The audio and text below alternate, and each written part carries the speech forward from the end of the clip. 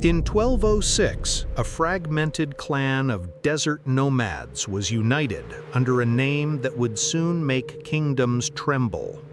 Within a century, their descendants would cross frozen rivers, stone walls, and treacherous oceans, not in search of plunder, but of total dominion. The horizon of the 13th century is painted in stark contrasts, while Europe is governed by a web of feudal tassels, codes of honor, and conventional warfare. In the heart of the Eurasian steppe, a force emerges that defies the logic of permanence. The Mongols do not build walls, they breach the walls of others. They do not cling to territories. They shape territory as an extension of tactics. They do not follow the rules of war, they reinvent them. It is in this void between the static world and the mobile horde that two utterly distinct and equally brilliant figures arise. Genghis Khan, the unifier, the architect of asymmetric warfare, whose mind operated like a multi-layered chessboard, and Kublai Khan, the statesman, the emperor who understood that victory was not merely reaching China's walls, but turning them into a cog in the Mongol machine of power.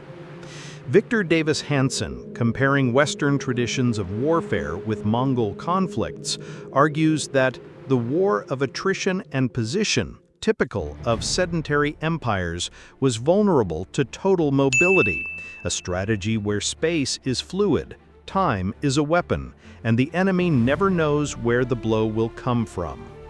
For Hanson, genius lies less in winning battles and more in redesigning the battlefield itself. This documentary does not glorify barbarism. It unravels how two men, across different generations, transformed the chaos of the steppe into an adaptive, swift, and relentless command structure. The genius of Genghis and Kublai Khan lies not in brutality, but in clarity of vision, understanding that the battlefield begins before the first strike and ends long after the last corpse. Like a living organism, the Mongol army reacted, divided, encircled, vanished, and returned. With Genghis, war was breathing, rapid, rhythmic, lethal. With Kublai, it became a state, shaped by bureaucracy, literacy, diplomacy, yet never losing its nomadic soul. While the world saw them as barbarians, they read maps, calculated reigns, studied cultures, and prepared the next move. This film is a study of military genius in its purest form, a journey into the minds of the Khans. But it comes with a provocative thesis. What makes a commander unforgettable is not the glory of a brilliant victory. It is the ability to operate in friction, in chaos, and still convert everything into dominion. Why did no empire survive the clash with Mongol logic? What was it about this mobile doctrine that dissolved centuries-old structures like steppe dust? Prepare to enter a world where the battle is silent before it is loud, where tactics do not begin with formation, but with intent, and where victory is measured not in territory, but in adaptation. At the heart of this nomadic colossus are two minds, a warrior who believed in mobility as order, and an emperor who believed in governance as the continuation of war. Together, they did not merely conquer, they imposed a new logic on the known world. You are about to relive that logic. Decide, do you lead like a king or like a Khan? When Mongol armies appeared on the horizon, it was not uncommon for chroniclers, whether Arab, Persian, or Chinese, to describe scenes blending awe and disdain. Sun-scorched men, mounted on small, swift horses, clad in rough furs and makeshift armor. Dust-covered, with arrows dangling from their saddles and faces set in silent resolve. To a general in Damascus or a Song dynasty official, this did not look like an army, it looked like a band of armed shepherds. But what they failed to see, what no map or report could reveal, was what pulsed beneath this rudimentary image: an invisible, cold, merciless, and astonishingly precise mechanism. Genghis had not merely built a fighting force, he had transformed every warrior into a conscious node in a collective military mind. The structure Genghis Khan created was not visible in parades or ceremonies. It existed in the moral code, the logic of command, and the invisible architecture of a self-managing war machine. While European kings relied on castles and blood oaths, and Chinese emperors issued orders through silk scrolls and bureaucratic labyrinths, Genghis wagered on something more direct, more brutal, and far more effective. He created a system where every soldier knew exactly whom to obey, and, more importantly, why. The Mongol army was organized in simple yet powerful layers. 10 men formed an arban, 100 a zun, 1,000 a mingan, and 10,000 a tumen. But these numbers alone do not explain the soul of the structure.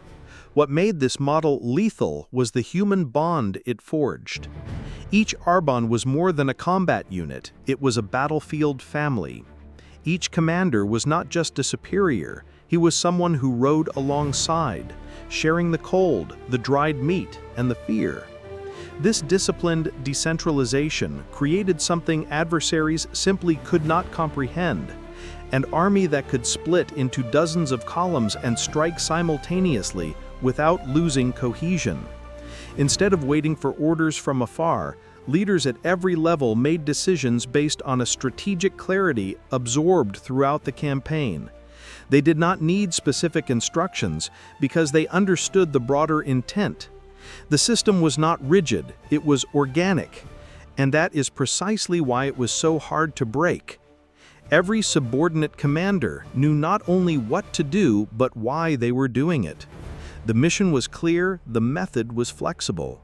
This created an environment where tactical decisions could be made on the ground without waiting for orders from above, yet still aligned with the central vision. This structure functioned like a living organism, and that is exactly what baffled enemies.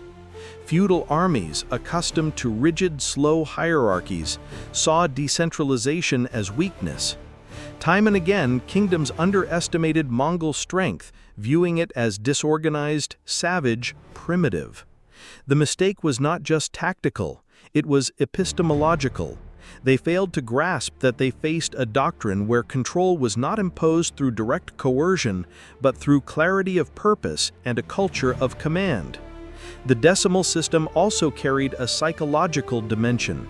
It dissolved tribal loyalties, replacing them with functional loyalty. A warrior fought not for his clan, but for his decimal unit. He was a soldier of the system, not just the nation.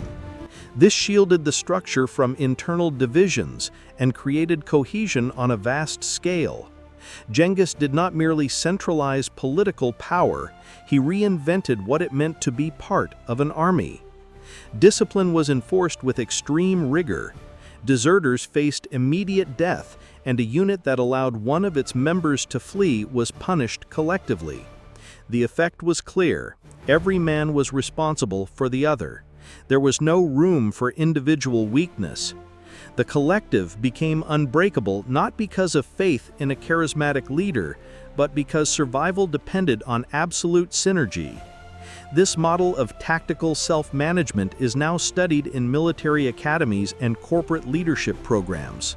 Genghis's logic anticipated by centuries the modern concept of commander's intent, where the senior leader defines the mission's purpose but allows subordinates freedom of action.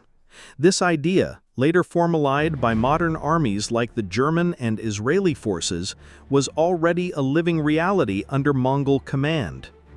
There is also a symbolic aspect to this structure. It reflected the landscape that birthed it. The steppe does not forgive slowness. The distance between resources and constant vulnerability to attack demanded perpetual adaptation. Genghis understood that an army should behave like a tribe on the move, swift, cohesive, lethal.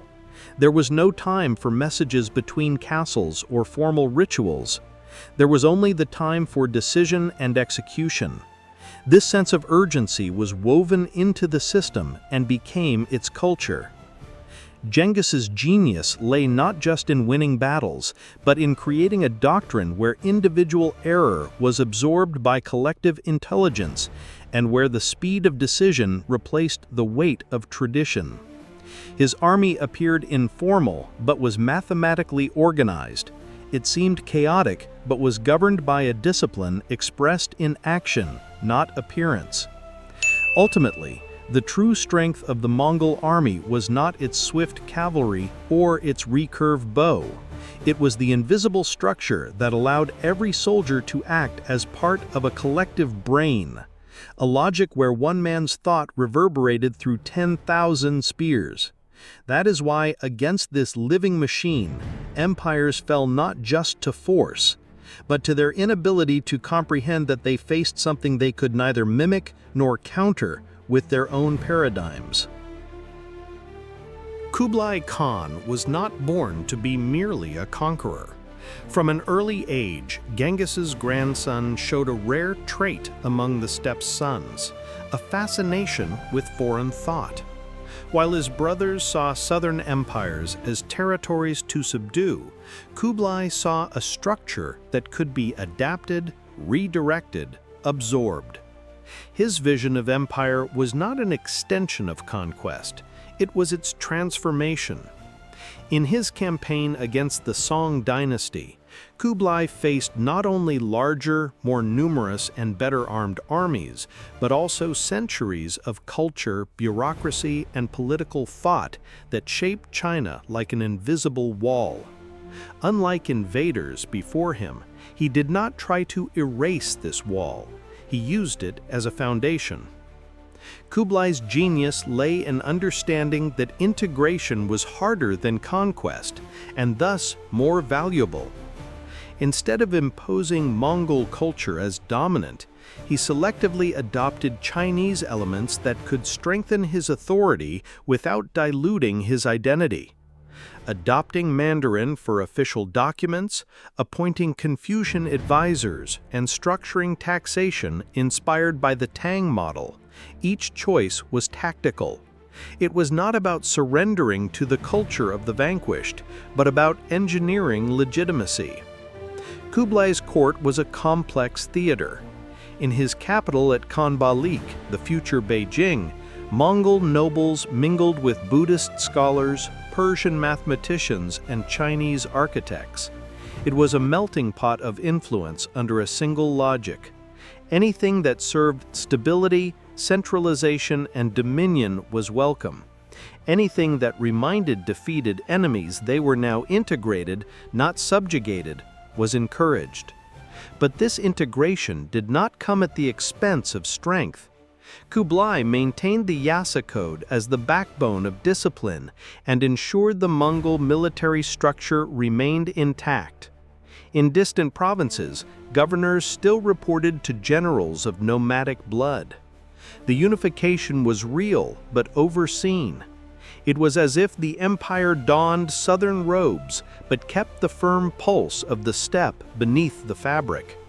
Historians still debate whether Kublai betrayed tradition or was its pinnacle.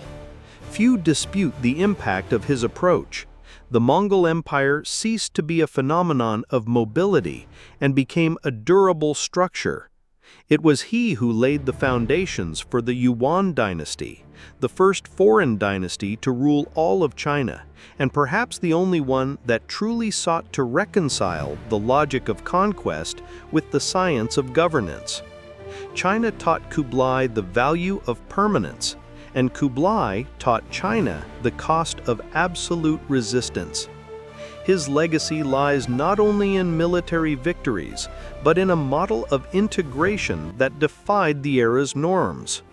Governing, for him, was an extension of war, and as in war, one had to understand the terrain. In this case, the terrain was cultural, psychological, symbolic, and Kublai, as a strategist, read it like few others. In the balance between coercion and persuasion, Kublai leaned toward the latter but never abandoned the former. This duality makes him unique. He did not merely invade a millennial empire, he made it work for him. In doing so, he not only prolonged Mongol dominion, but redefined what it meant to win a war, not to end with the destruction of the other, but with the controlled fusion of opposing worlds under a single banner. Long before it became an empire stretching from Korea to the Danube, the Mongols understood that the true cement of power was not the number of soldiers or the quality of weapons, it was discipline. But not the bureaucratic discipline of Roman legions or Chinese regiments. Mongol discipline was visceral, organic, rooted in fear and devotion, and its backbone had a name: Yasa. The Yasa Code, attributed to Genghis Khan, was more than a set of laws. It was an architecture of obedience, an invisible pact between the warrior and the ideal he represented. There was no room for ambiguity. Stealing, lying, disobeying a direct order, or abandoning a comrade in the field, all were punished with immediate death. But Yasa's impact went beyond punishment. It created an order where morality became military capital and fear a form of cohesion.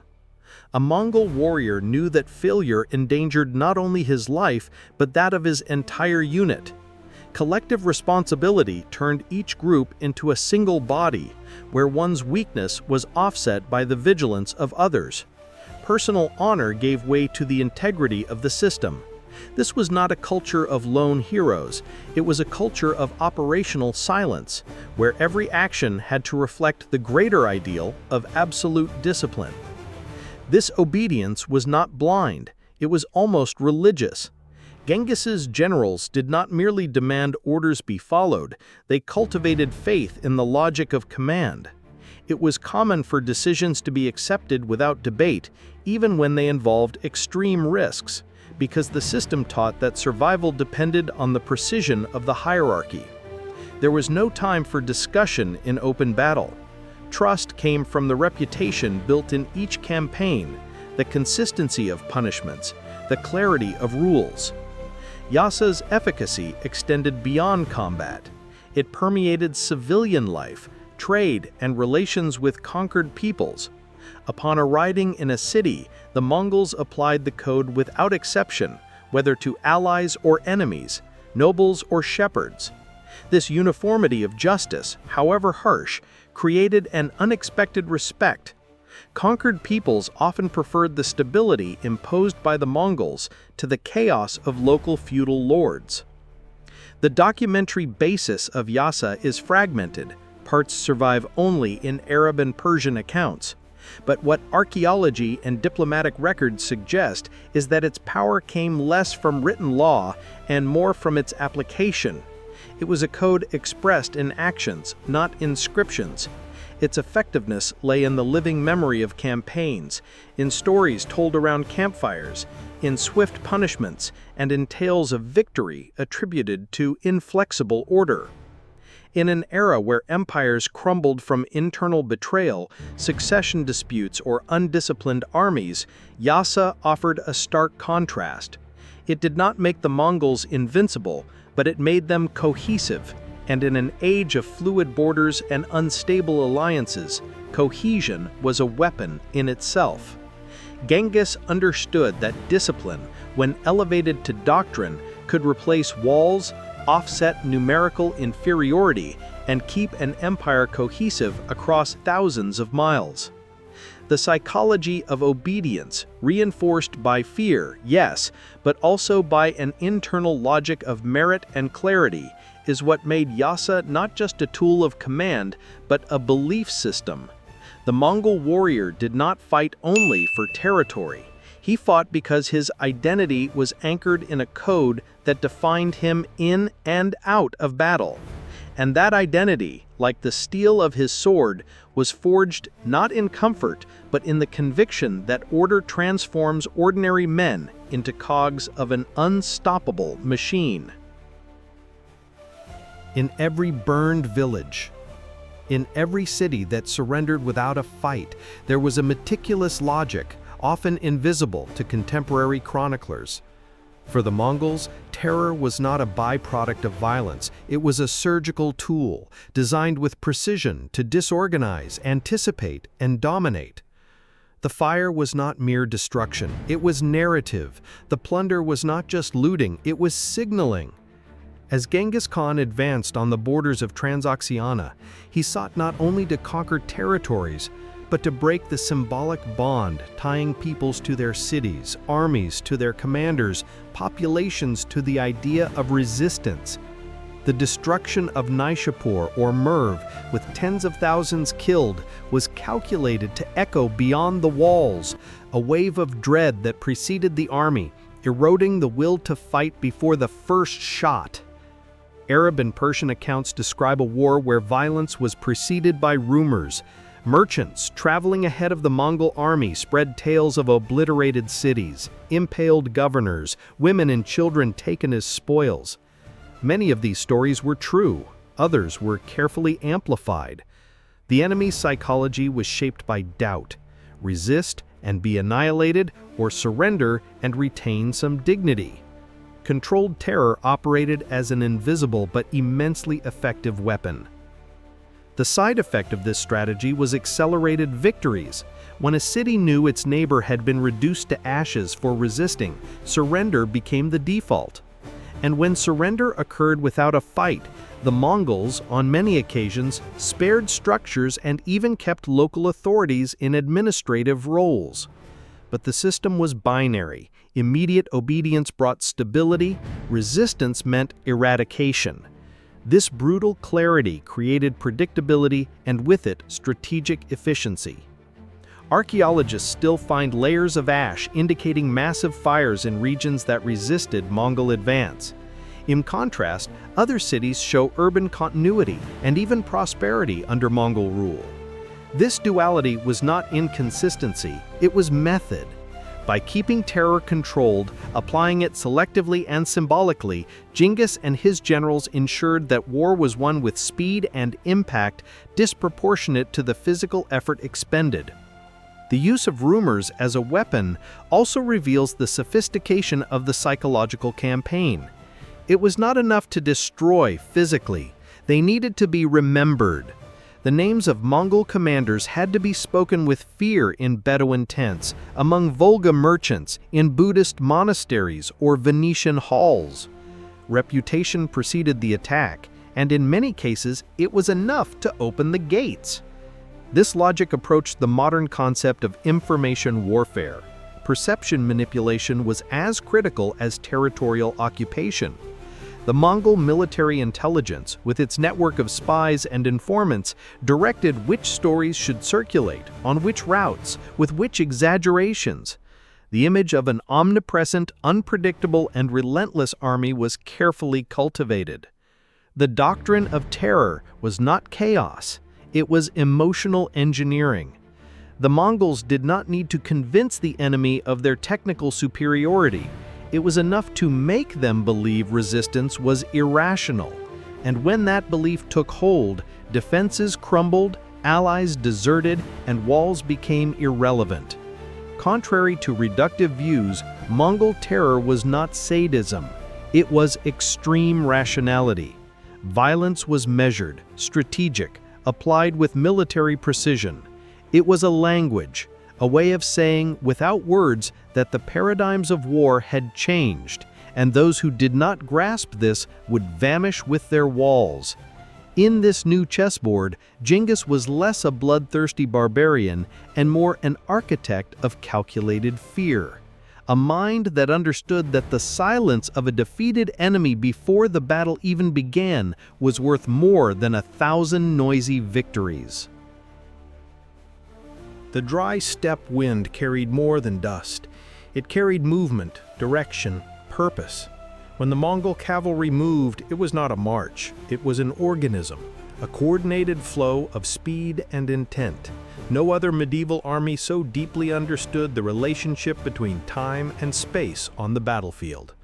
For Genghis Khan, mobility was not an attribute, it was the center of gravity of war. The Mongol cavalry was almost entirely composed of mounted archers, trained from childhood to shoot with precision while galloping at high speed.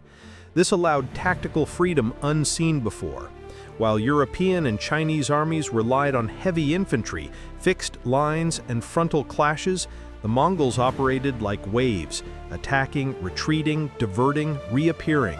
They did not seek a front line, they created multiple flanks until the enemy's center collapsed entirely. Centuries before John Boyd formulated the OODA loop, observe, orient, decide, act, the Mongols instinctively executed this process at full speed. Their capacity for information gathering was constant. Every skirmish was a probe, every retreat a psychological map of the enemy. They observed opponents' behavior, reoriented their attack vectors, decided autonomously, and acted with precision. And they did this repeatedly until the adversary was paralyzed, caught between expecting a frontal assault and facing a multi-pronged ambush. This agility extended beyond combat. It began with logistics. Each warrior carried multiple horses, switching mounts during long journeys. This enabled movements of up to 100 miles a day, a speed unthinkable for any terrestrial force of the era. Surprise was not chance, it was designed. Cities believing themselves safe for days would see Mongol spears appear at dusk, as if the horizon had broken into a gallop. Chinese sources from the 13th century describe battles where imperial armies froze before Mongol mobility.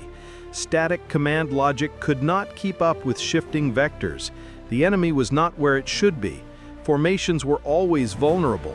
Walls built to withstand prolonged sieges could not stop lightning strikes or lateral infiltrations. The defenders' mental inertia was exploited ruthlessly. More than winning, the Mongols neutralized. It was not enough to destroy a formation, they collapsed the logic of reaction. And that logic was devoured by speed. The enemy commander's mind needed to process what it saw while new units attacked from another angle. Response time vanished. Decision-making was sabotaged not by force, but by urgency imposed by mobility. This doctrine also had a symbolic component. Speed projected invincibility.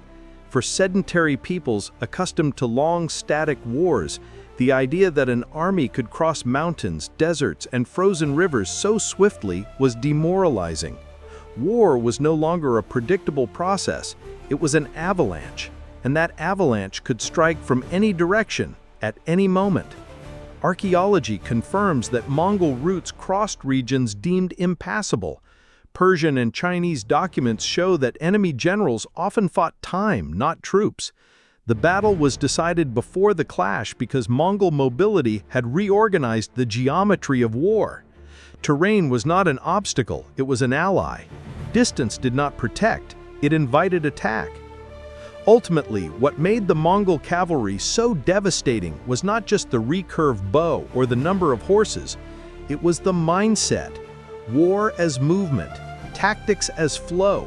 Victory as the collapse of the enemy's structure, not its mere destruction. And when that collapse came, it seemed to have no cause, only effect. As if the heavens had decreed that empire must vanish, swallowed by dust and speed. Medieval generals trained in codes of honor and predictable trenches saw retreat as weakness. A fleeing army was broken. This belief, deeply rooted in Western and Confucian mindsets, became one of the deadliest traps exploited by the Mongols. Genghis Khan understood that victory, for the enemy, was more dangerous than defeat, if misinterpreted. The strategic retreat was a favorite weapon. Executed masterfully, it involved simulating disarray, deliberately opening a gap, and letting the enemy believe in their own superiority. The result was predictable. Enemy commanders relaxed formations, hastened pursuits, or abandoned defensive positions. The outcome was catastrophic.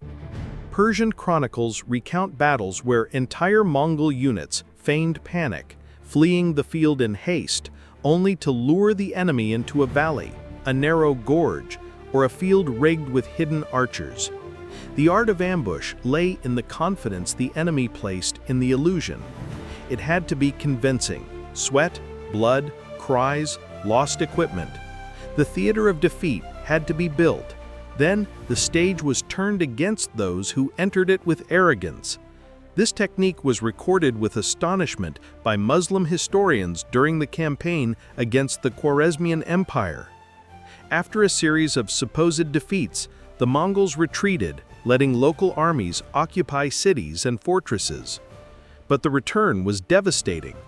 Divided, euphoric, and poorly positioned, the defenders became easy prey for a force that had never truly fled, only shifted the angle of attack. The retreat was not improvised, it was textbook tactics. It required extreme discipline and precise communication. Each unit knew exactly when to retreat, in which direction, and where to reverse the movement. It was a game of patience and precision, and it worked because it defied the emotional logic of the battlefield. Humans in combat cling to the idea that victory is visible, loud, obvious. The Mongols knew the real victory was silent, ambushed, latent. This concept also applied strategically. Genghis never pressed a campaign beyond the point of return. When terrain, climate, or local forces made a region temporarily inaccessible, he retreated. But this was not abandonment, it was postponement.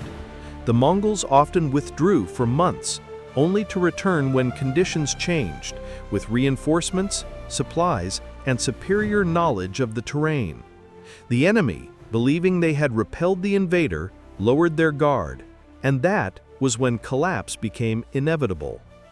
The strategic retreat shaped the perception of time. While adversaries fought to win the present moment, the Mongols operated in larger cycles. They understood that losing a battle was not the end, it was part of the sequence leading to final victory. This flexibility, this coldness in the face of retreat, was incomprehensible to commanders who saw every fight as a point of honor. For Genghis, there was no greater honor than winning in the end, and that included retreating at the start. This logic required rare courage. Fleeing to win demands more control than advancing to die. The men executing these maneuvers were not cowards. They were soldiers who trusted their doctrine so deeply that they accepted appearing defeated because they knew defeat was merely a disguise. And when the disguise fell, the world crumbled with it. The art of strategic retreat is not just a military technique, it is a philosophy of war, a way of understanding that combat is not a straight line, but a dance between illusion and force, presence and absence. The Mongols were not just dancers, they were choreographers of this cruel stage. They knew when to leave the scene, and, more importantly, they knew exactly when to return. Among the many missteps of empires facing the Mongols, perhaps the most dangerous was believing their strength relied solely on Genghis Khan. It was a superficial, almost childish reading that ignored the true structure sustaining the Mongol war machine. A layered command system, decentralized in execution but absolutely cohesive in intent. Genghis did not issue tactical orders to every front. He delegated missions with clear objectives, but gave his generals freedom to decide how to achieve them. This required trust, and more than that, it required cultural preparation. From a young age, Mongol commanders were trained to think strategically, to grasp the bigger picture of a campaign, and to interpret signals autonomously. They did not wait for orders. They knew what to do because they understood why. This model, now called commander's intent, anticipated by centuries the modern mission command practices adopted by armies like the Germans in World War II or the Israelis in 20th century conflicts. The premise is simple yet powerful. The closer to the battlefield, the faster and more precise the decision must be. But this autonomy is not chaos, it is intelligent coordination. In 13th century accounts, such as those by Juvaini and Rashid al-Din, we see Mongol generals like Sube'etei and Jebe operating with total independence, conducting entire campaigns across foreign territories, navigating extreme climates, hostile tribes, and critical logistical decisions, all without awaiting central instructions. This was only possible because there was a shared understanding. War had a greater purpose, and each commander was responsible for maintaining that strategic line, even when acting alone. The power of this system lay in its fluidity.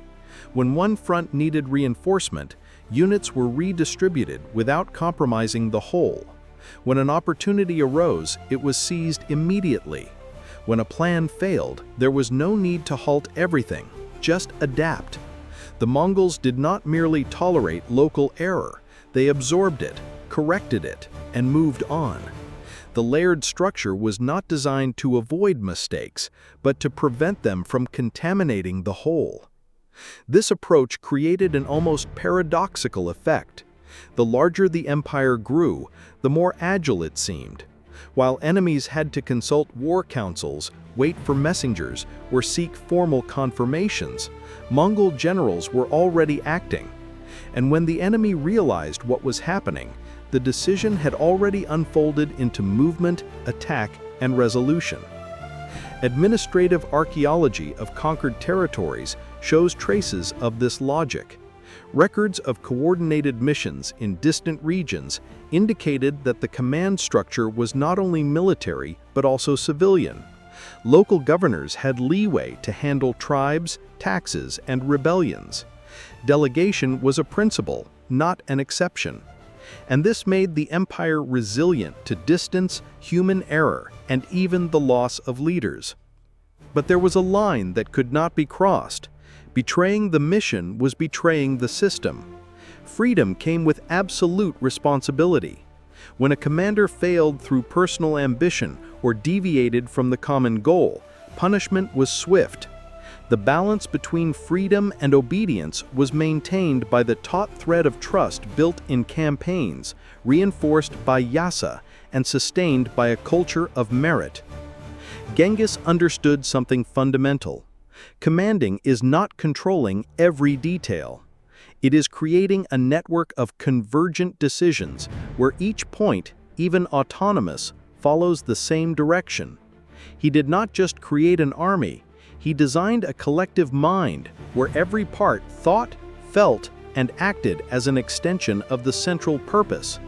This model made the Mongols unstoppable. It did not matter if the center was distant, if the messenger had died, or if the local situation had changed. The generals knew what to do, and they did it, not out of blind obedience, but because the mission was ingrained in every movement. That is how Genghis commanded without being present, and that is how his empire, even far from the Khan's eyes, maintained the cohesion of a troop marching under a single banner. At the heart of Mongol doctrine was a simple yet devastating conviction: the enemy should never understand the logic attacking them. While sedentary empires prided themselves on order, uniforms, and predictable parades, the Mongols turned unpredictability into doctrine. But this unpredictability was not improvisation. It was systematized, tested, refined. It was the science of asymmetric warfare in its purest form. Long before the era of modern espionage, the Mongols operated with informal intelligence networks. Merchants, travelers, and defectors were integrated as informants. Before an attack, target cities were already studied. They knew the location of wells, patrol schedules, internal conflicts. The army did not arrive blind. It arrived as if it had lived in the territory for months. This allowed maneuvers to be executed with surgical precision, as if the battlefield had been mapped, not by geography, but by information.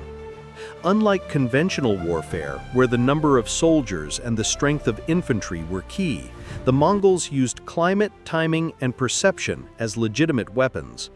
A notable example was the campaign against the Khwarezmian Empire, where the advance was timed with river thaws and wind movements. Main forces attacked at dawn, with the sun at their backs, blinding enemy archers. Rain, fog, mud, all these, far from obstacles, were strategic resources. This tactical use of the environment was complemented by simulation.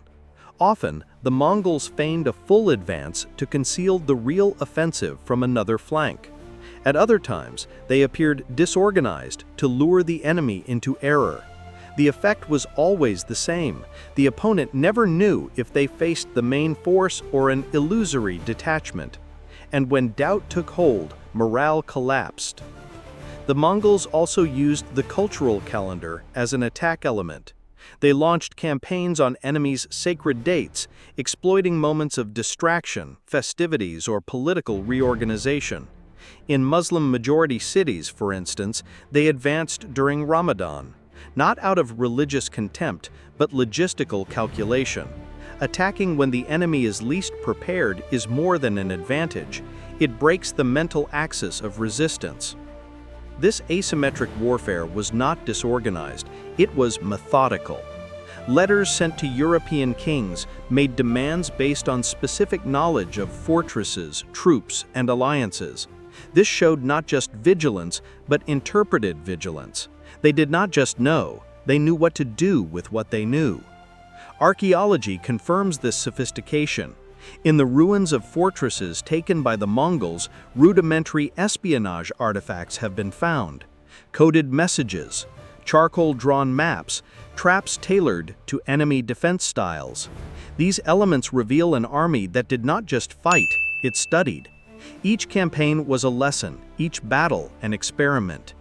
At the core of this logic was the idea that power lies not only in strength, but in ambiguity. When the enemy cannot predict your action, they defend against ghosts. And against ghosts, the sharpest spear is useless. War becomes a shadow, a sensation, an unbearable anticipation. And when psychological pressure reaches its peak, even the best armed fall, not to the blade, but to doubt. Genghis and his successors understood that asymmetry is not inferiority, it is tactical freedom. It is operating outside the enemy's code, breaking patterns, rewriting rules. While others drew maps with borders and fortresses, the Mongols drew flows. Where there was rigidity, they sowed movement. Where there was certainty, they planted confusion. And thus, they became invincible, not because they were stronger, but because they were always unpredictable. Kublai Khan's strategic genius built bridges between worlds that had never been connected. He fused nomadic logic with imperial administration, linked steppe culture to Chinese literacy, and embedded the Mongol Empire in the heart of Asian power. But there was a limit he could not cross, a limit not found on maps, but in doctrine. And that limit was the sea. When planning the invasions of Japan in 1274 and 1281, Kublai believed the principles that had subdued China and Central Asia could be replicated on the ocean. Speed, surprise, psychological terror. But the sea is not the steppe.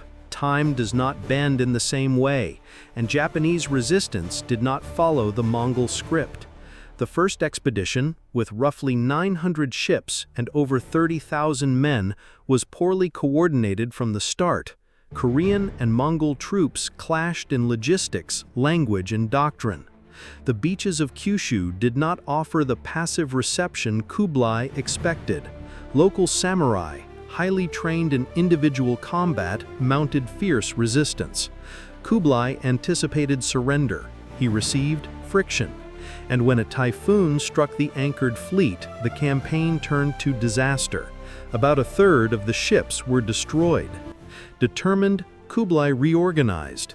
In 1281, he launched a second, far larger offensive. Over 140,000 soldiers, 2,000 ships, divisions from China and the Korean peninsula. It was the largest fleet ever assembled at the time. But coordination between the two invasion arms failed. The forces did not rendezvous as planned. While waiting, they faced relentless Japanese attacks and another devastating typhoon. The destruction was total, This episode was later dubbed Kamikaze, the divine wind that saved Japan. But what truly destroyed the campaign was not the wind. It was the attempt to apply land-based logic to naval warfare. Kublai's error was not strategic in the classical sense. The motivation made sense: to secure his supremacy in East Asia and neutralize future Japanese threats. But it was doctrinal. He underestimated the difference between an environment where mobility could be controlled and one where natural, cultural, and geographic forces operated autonomously. The Mongol cavalry, the engine of land campaigns, was ineffective on mountainous, forested islands. Naval communication was slow, logistics were risky, and morale was vulnerable. Later Chinese records note the reluctance of Kublai's officers to pursue large-scale maritime campaigns. The Mongol fleet was not rebuilt with the same zeal. It was understood that the sea demanded a different mindset, a war where time and weather decided more than formation or intent, a war where the enemy could not always be predicted, and where territorial dominance did not guarantee control of routes. This failure is, paradoxically, one of Kublai's greatest lessons. It shows that even tactical genius has limits imposed by the nature of the terrain, that doctrine, however flexible, must adapt to each combat ecosystem, that the same system that subjugates continents can unravel against the tide. Attempting to transpose steppe logic to the sea is a reminder that the true strategist is not one who replicates formulas, but one who knows when to abandon them. Kublai's error does not diminish him. On the contrary, it humanizes him. It shows that even an empire built on adaptation can fall victim to its own confidence. In the end, the sea revealed what no land army could: a limit to the Mongol Empire, not because it was stronger, but because it spoke a different language. And when you do not speak the language of the battlefield, even the greatest generals cannot translate their victories into real dominion. In war, time is not merely a variable, it is the very substance of victory or ruin. And among all the weapons forged by the Mongol Empire, perhaps none was as subtle, as devastating, and as misunderstood as speed. Not just the speed of galloping horses, tactical movement, or territorial traversal, but the speed of decision, presence, and reaction. The speed that shatters not walls, but certainties. Fortified cities across the Islamic world and northern China learned the hard way that they knew of the Mongol advance, but not in time. News of Bokhara, Samarkand, or Shah's fall spread before the ashes cooled, and with it came a paralyzing sensation: being next. Psychological time was eroded long before the battle. Armies stood ready, walls were reinforced, supplies stockpiled, but there were no answers, because the enemy gave no time to think. 13th century sources like Juvayni and William of Rubruck recount episodes where cities received reports of attacks in distant places only to see the Mongol vanguard appear on the horizon days later. Speed disrupted the normal cycles of preparation and defense. The enemy seemed to cross mountains in silence, deserts in hours, rivers in minutes. And with that, the line between fact and rumor dissolved. It was impossible to know where the Mongols truly were, because they seemed to be everywhere at once. This multiplication of presence generated terror even without confrontation. The mere rumor of an attack triggered desertions at outposts, hasty negotiations, and internal sabotage. Collapse came not from direct impact, but from the perception of inevitability. How do you respond to an army that does not wait, does not hesitate, does not explain? How do you maintain high morale when even good news arrives too late?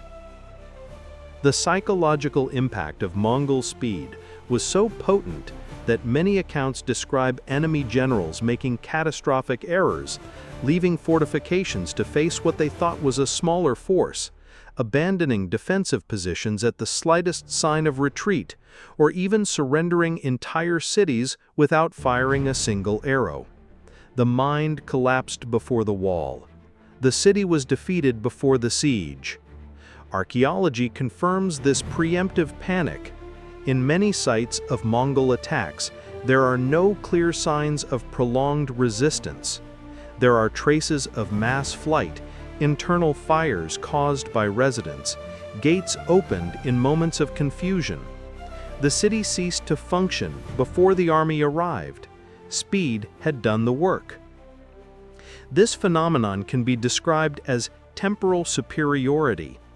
It was not just about arriving quickly, but forcing the enemy to live in delay. While the Mongols decided in the present, their opponents reacted to the past.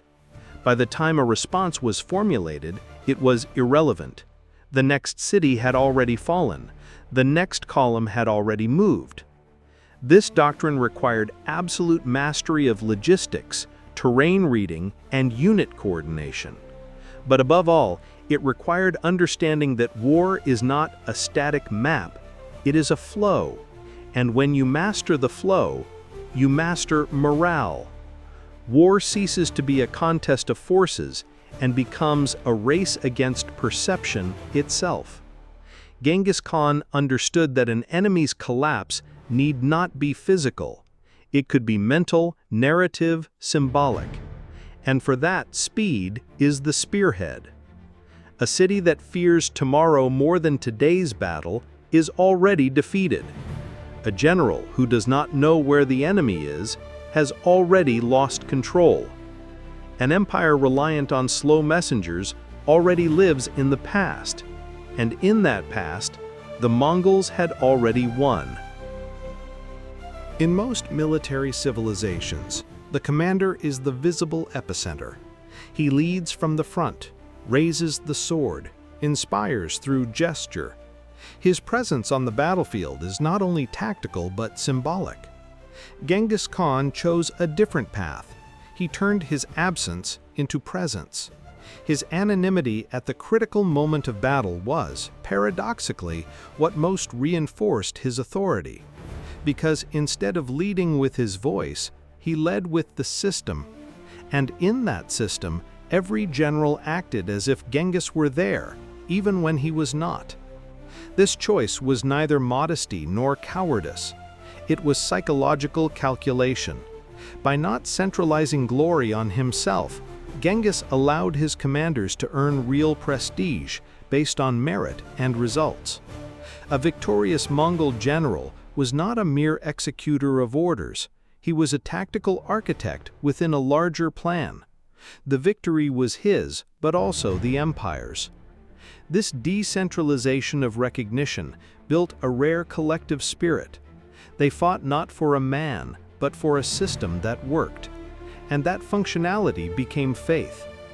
Genghis's absence in many battles created constant doubt in enemies. Who is in command? Where is the Khan? Is he behind us, already among us? This uncertainty amplified terror. Unlike Western armies, which relied on the constant image of their leader at the center, the Mongols operated as a network. Every point was command, every action an extension of the central mind. Omnipresence was built through the multiplication of logic, not the repetition of image. Persian sources recount battles where Genghis never set foot in the theater of operations. Subday and Jibay, his most renowned generals, conducted entire campaigns from the Caucasus to Hungary with full authority. Their decisions shaped the known world. But in every letter sent, every proclamation, they made it clear, in the name of Genghis Khan. Authority flowed from an invisible but incontestable source. This calculated absence had profound effects within the ranks. It eliminated the cult of personality. No soldier believed victory depended on the Khan's gaze or sword. Victory came from the system he created. This bred resilience. Even with Genghis distant or dead, the empire functioned. Campaigns continued. The machine turned. Military archaeologists and modern historians note that the Mongol command model created a lasting operational culture. Regions conquered by Genghis continued to apply his military doctrines decades after his death. This is only possible when the structure outlives the founder, when the system is not a mirror of the leader, but a projection of his principles. Perception manipulation extended to propaganda. When a city resisted and was defeated, Genghis's orders often spared local commanders who showed courage and intelligence. This created an image of selective justice, harsh but rational. The message was clear: surrender and be integrated, resist pointlessly and be erased. The commander's physical absence was offset by the presence of consistent policy. Genghis did not seek adoration. He wanted to be remembered as inevitable. His shadow was more powerful than his figure. And that shadow loomed over the battlefield even when he was thousands of miles away, plotting the next move. This is the essence of the invisible commander, not leading through visibility, but through the internalization of logic, turning every soldier into an extension of the plan, making absence not weakness, but strength. An empire where perception is a weapon, and true power lies not in shouting orders, but in shaping the silence. The fall of the Mongol Empire did not erase its influence. On the contrary, like invisible tracks beneath the dust of history, its doctrines continued to echo, not only in the Central Asian steppes, but in command rooms, military manuals, and war colleges. Yet most modern generals still failed to grasp the essence of the model Genghis and Kublai Khan bequeathed to the world, because this model is not about victory alone. It is a logic of command, a mental map for thinking war beyond weapons. The most common error is reducing the Mongols to speed, terror, or brutality. These existed, but they were effects, not causes. The core of Mongol strategy was adaptability. The ability to operate in unknown territories, adjust doctrines in real time, and turn limitations into tactical advantages. Mobility, decentralization, fear, and perception manipulation were merely tools of this broader matrix. The modern world, with all its sensors, satellites, and artificial intelligence, still stumbles on the same flaw that doomed medieval empires: mental rigidity. The belief that more technology means more control. Genghis Khan proved otherwise. His empire was analog, but his thinking was digital, fragmented, swift, interconnected. He did not seek predictability, he sought flow. And flow is not commanded with spreadsheets, but with vision. CEOs, generals, and political leaders today still operate with pyramidal models. They centralize decisions, believing authority is imposed top-down.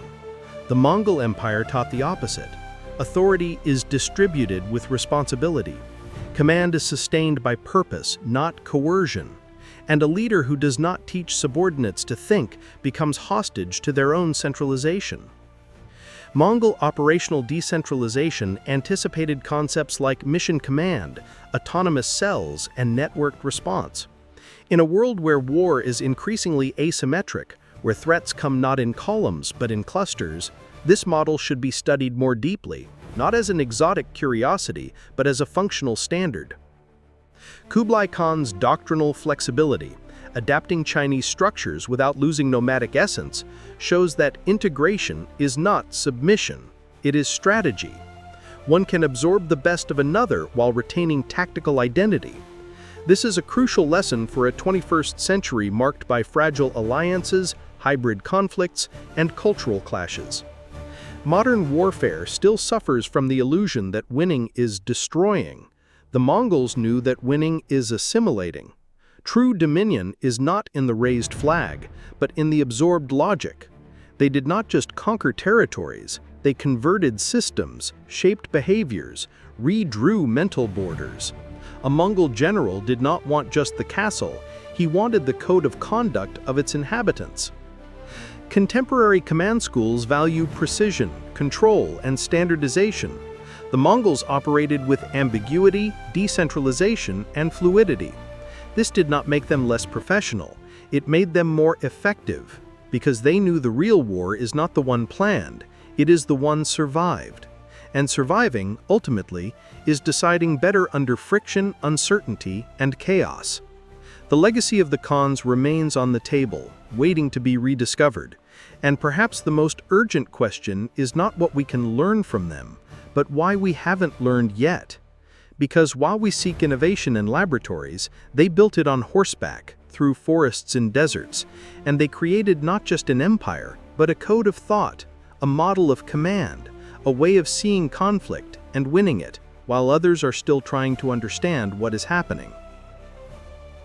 The story of the Khans, told through their campaigns, decisions, and systems, is often read through the lens of epic grandeur. But true genius lies not in the shine of conquests. It lies in navigating friction, that silent force acting between plan and field, between order and action. Genghis Khan and Kublai Khan did not win because they had the best armies. They won because they understood war as a language, a sequence of codes and symbols that, when deciphered, could be rewritten. Both shaped their contexts with the clarity of those who reject formulas. Genghis turned a fragmented people into an adaptive command network, capable of thinking as one body while operating in multiple directions. Kublai, heir to this matrix, expanded the empire with the sophistication of one who knew governing is harder than destroying, and that only those who understand the difference between domination and assimilation can govern. This deep understanding of war as a language made them unbeatable for decades, not because they were superhuman, but because they rejected rigidity. They assumed combat is made of variables, that friction is inevitable, that error must be absorbed as part of the process, not avoided as moral failure. In this terrain of uncertainty, they did not just survive, they dominated. Genghis led not by myth, but by method. Kublai governed not by imposition, but by finely reading the social fabric. Together, they proved that war is more than force, it is decision, and that decision, rooted in real knowledge, creates an invisible architecture where command need not shout, it need only exist. B.H. Liddell Hart's words stand as a tactical epitaph for this journey. The indirect strategy is the true art of sustainable victory. That is what the Khans executed: victory without insistence, dominion without exhaustion, control without constant presence. The invisible acting on the visible, the plan bending to reality and turning it into advantage. In the end, the question is not merely historical, it is personal. Do you lead like a king or like a Khan? Comment: which of the Khan's tactics, principles, or visions impacted you most, and why? Your response is not just an exercise in opinion, it is an exercise in command, because every decision, before it is action, is reading. And every deep reading is in essence an act of strategic warfare.